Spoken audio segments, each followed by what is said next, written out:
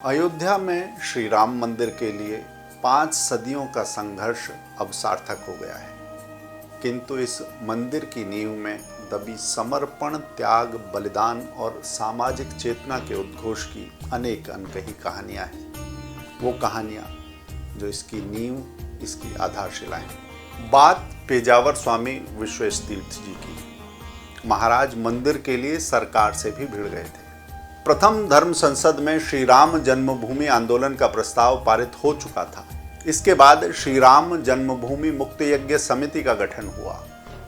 आंदोलन आगे बढ़ाने की आवश्यकता थी और तभी उडुपी के मध्व संप्रदाय के पेजावर मठाधीश्वर स्वामी विश्वेशतीर्थ जी महाराज की प्रेरणा से उडुपी मठ में द्वितीय धर्म संसद का आयोजन हुआ।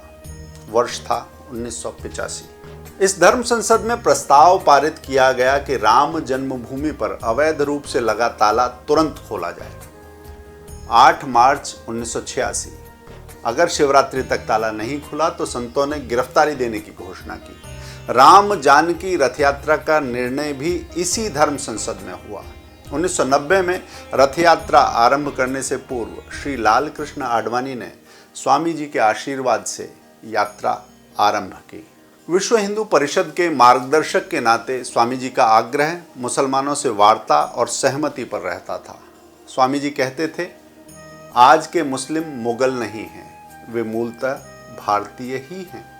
हमें मुसलमानों से विवादित ढांचे की जिद छोड़कर आगे बढ़ना, मिलजुल कर रहने का आग्रह करना चाहिए। साध्वी उमा भारती ने विश्वेशतीर्थ जी महाराज से 1992 में दीक्षा ली थी।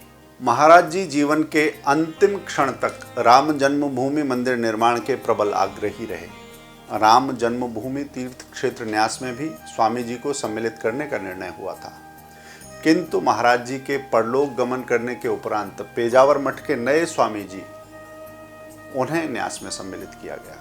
तत्कालीन प्रधानमंत्री वीपी सिंह ने राम जन्मभूमि मामले के समाधान के लिए कर्नाटक के राज्यपाल कृष्णकांत को उडुपी भेजकर पेजावर स्वामी से संपर्क किया था। सरकार के प्रस्ताव पर स्वामी जी ने विहिप के अधिकारियों से दिल्ली आकर मंत्रणा की और सरकार को विवादित स्थल राम जन्मभूमि न्यास को सौंप देने का प्रस्ताव दिया और इस प्रस्ताव में विवादित ढांचे को जस का तस रखने की बात कही गई। सरकार ने बात मान ली। बात आगे बढ़ी, तब सरकार बदल गई। प्रधानमंत्री पद पर आए नरसिंह राव ने उन सारी बातों को अस्वीकार कर दिया। स्वामी जी की तत्कालीन प्रधानमंत्री पीवी नरसिंह राव और राष्ट्रपति वेंकट रमन से भी बैठकें हुई, किंतु सरकार के अव्यवहारिक अड़ियल प्रस्तावों को स्वामी जी ने अस्वीकार कर दिया।